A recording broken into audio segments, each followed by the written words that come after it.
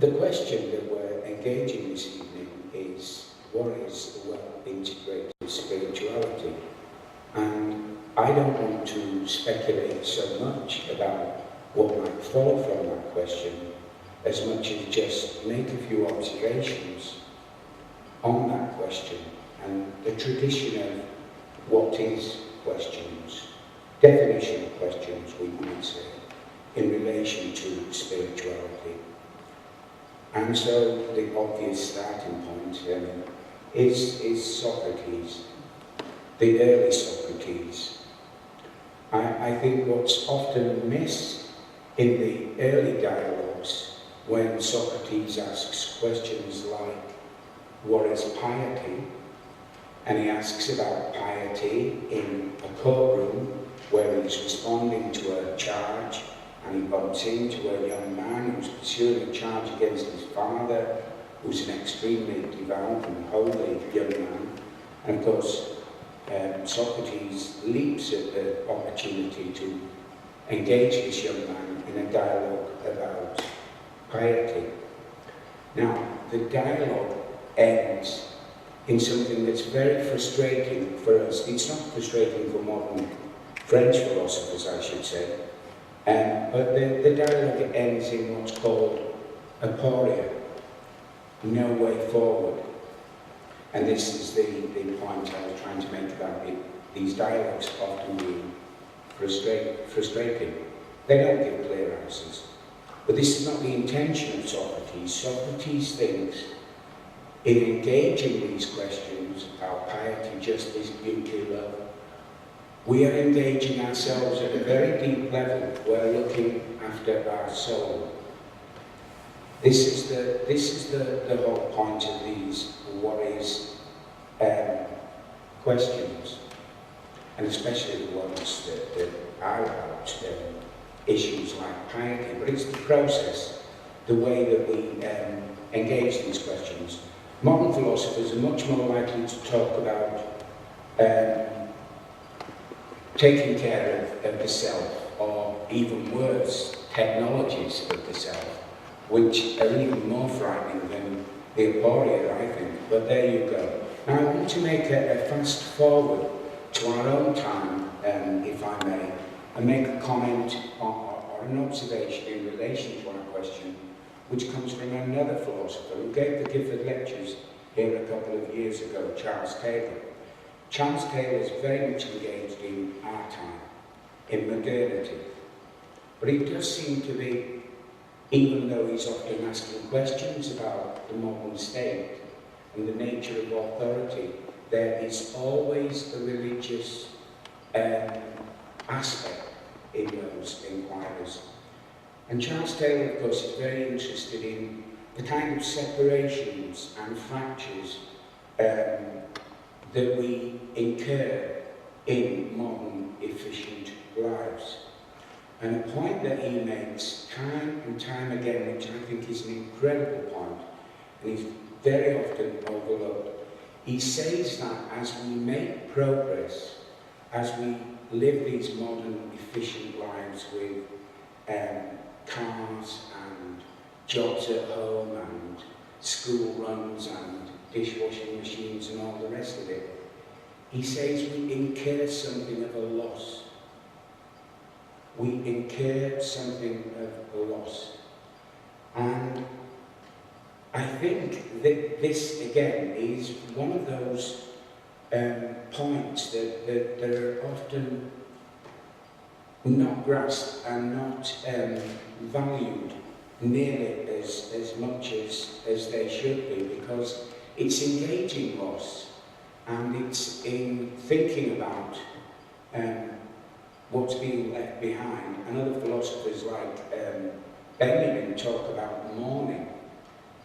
They talk about mourning, having lost something in the past, and for these philosophers like Charles Taylor, in engaging loss, it's almost like we're doing a spiritual balance sheet. We're being reminded of what has value, what we've left behind, and what still has value in what we've got now. So it's a very, very, even though it has echoes of melancholy, Napoleon, and which again doesn't have much going for it in contemporary thought. But I think it is, again, one of these things that is very easy to overlook and very easy to just dismiss as a kind of, the negative side of dialectics or whatever. But I think Charles Taylor is very much a philosopher of our time, and he's very much trying to take on questions about our time in this kind of way where we're saying we've lost something even at the time we've made the gain. I think the loss comes out of this, another factor of our time, which is we cannot accept, and I don't think we should ever accept, and I say this in this building, and I'm very careful, but I think we shouldn't accept anything as unquestionable or outside question. But I think in kind of taking on that situation, we have a lot of stabilisers removed, which maybe were available to our forefathers or to our parents and grandparents that we do not have now. But I think the question of these stabilisers are involved in the question tonight about the integrated spiritual life. Now, my final observation, and I was really worried because I'm trying to get at some vague points which I think underline the importance of this exercise. That's what I'm trying to underscore. And talking about spiritual wholeness and not coming out with a 10-point plan, that we can put before the Scottish Parliament seems to me to be okay. This is the way it is here. This is the nature of the terrain. But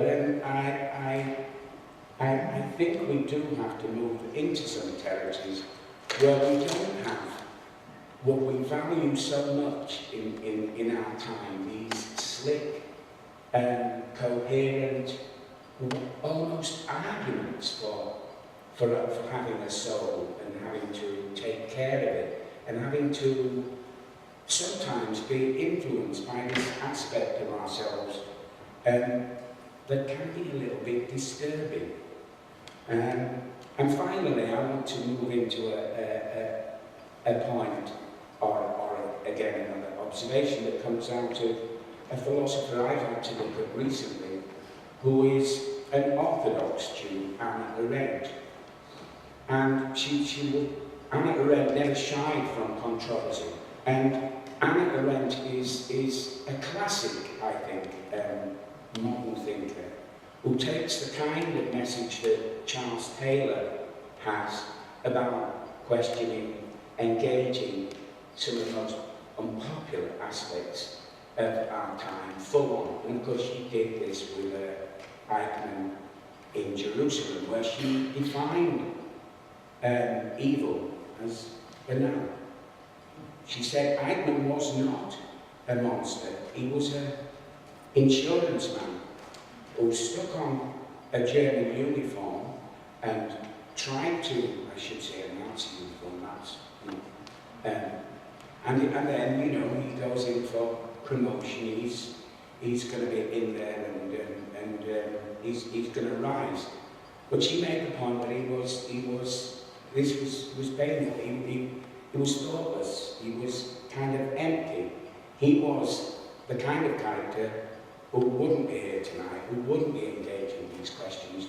And I think she's pointing out again something that comes out of this tradition of engaging the soul in this deep inner dialogue that's not, or very rarely, sure of itself and sure of the ground that it's working on, which brings all kinds of existential angst, all those French things that they like to talk about. That's twice I've mentioned the French, although I've mentioned the Germans. Two traditions of philosophy which are wonderful, by the way. But Anna Arendt, there's a bit in Anna Arendt, and it comes out in the Von Trotter film, which for me just, it got me, it went woof, straight in, shut in, deep. And in the Von Trotter film, you know, Arendt, Anna Arendt, her life, or a section of her life, well, we don't see very much about what's her life up to a period at the New School in New York. But I think that her condition as a refugee, as a young Jew in Germany at that awful time, being excluded, having to go on the run, then moving into France where she's a refugee and held in a camp, finally going on to America, gaining citizenship, but asking all those awkward questions about a period in Jewish history that was so dark.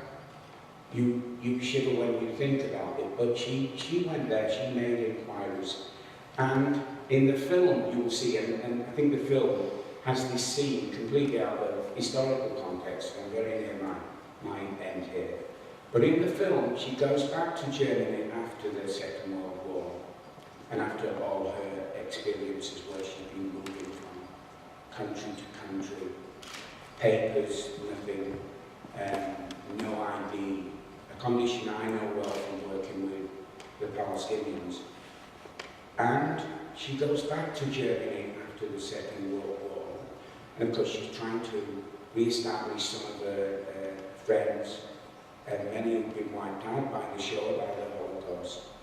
And she's in a train station, and she's very nervous and fumbling and all the rest of it, because she's going to meet her tutor, Martin Heidegger, who was a fascist. I don't think we should hesitate in calling her, you know, whatever. He was a Nazi, and he never apologized for his Nazi leanings, but he also was an outstanding philosopher, the philosopher of the 20th century, I think. His work on being it takes us in that direction that I'm trying to indicate something about here. But anyway, Arendt's friend says to her, "Look, Anna, why on earth are you getting yourself into a state? Why are you going to see this man?" And she says, there are some things that are deeper than reason. And this is from one of the most outstanding reasoners, I think, of our time, who makes her way through some very, very dark periods, and never ever, you know, tries to look at the Walt Disney picture and allow the awful, dreadful, hopeless stuff that came out of the Nazi period. She looks it in the face, but then she says, I have to go and see Heidegger, and beyond reason, deeper than reason. And I think I'll leave it at that. Maybe we can talk about what that means.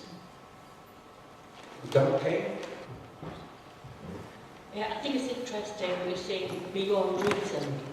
And what comes here to mind is beyond our reasoning process, because true reason actually involves the emotions as well as the mind, you might say. It's these two coming together where true reason manifests, whereas we often think we are reasoning, but we're just stuck in our mind with ideas about what we think should happen, rather than actually what is, and like how she felt. She knew she had to go and meet him again. So there's something about that that I think we might be able to discuss later. Well, I think she's in an extraordinary situation. She's at a moment in her life after the Second World War when she's not thinking about what she's going to have for breakfast the next day. It's a biggie. It's a biggie. When I said beyond reason, I meant deeper than reason. And I think it's also deeper than emotion, though it's probably coming from a place that's very close to emotion. But I think, for the most part, you know, we get through life, and we are quite good at switching on lights, picking up the phone, being nice to the lady next door, doing our job well and all the rest of it, and that's okay. But there's also a part to us that's maybe needs, in events like this, or maybe needs in events like the one that, or moments like the one that Anna Arendt faced in the railway station in Berlin, that are just, you know, I mean, if she'd have been, if she'd have said, I'm cancelling, I'm not going to see that old fascist, he can go to hell. Let him apologise for what he did, and because he was involved in a lot of pretty dark manoeuvrings in getting rid of Jewish philosophers in the university. So he did some pretty nasty things, and I think if you'd have reasoned that through, you would have been able to say, you know, no, I'm not going to see this man. But she somehow dipped into this depth, and at this moment she thinks, no, this thing's a little bit deeper, and I must go to see Heidegger. And what she actually does is, and this is related to something else, but I'll get through what Anna Arendt did.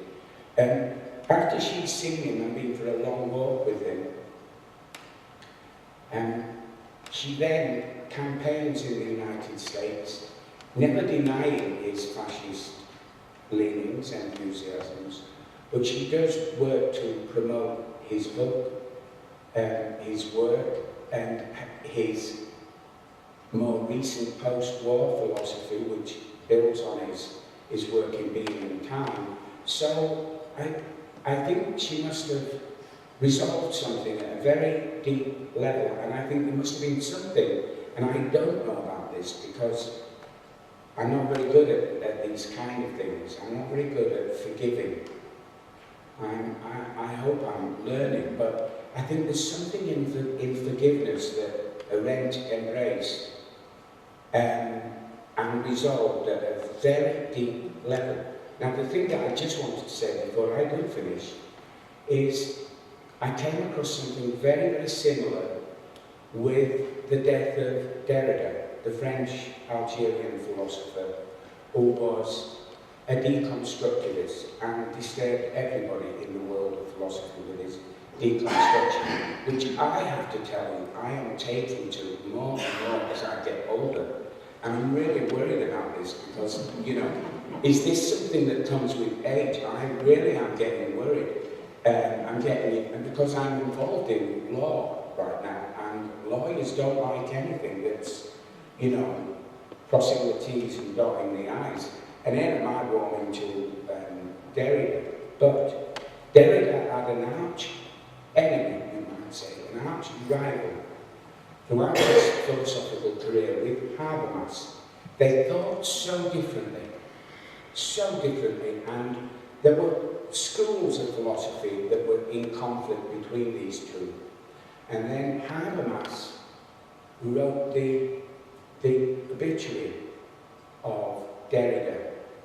And I read it, and I got very near to, I think, what Anna Arendt engaged when she went to see Heidegger. Because Habermas says, this man was my enemy in thought for so long, but nobody knew this man like I knew this man. And he basically says, we were the opposites, we were at sixes and sevens constantly, but nobody respected this man, indeed loved this man in the way that I did. And I read something in this that said something like, you know, we don't all have to sit in circles and bond.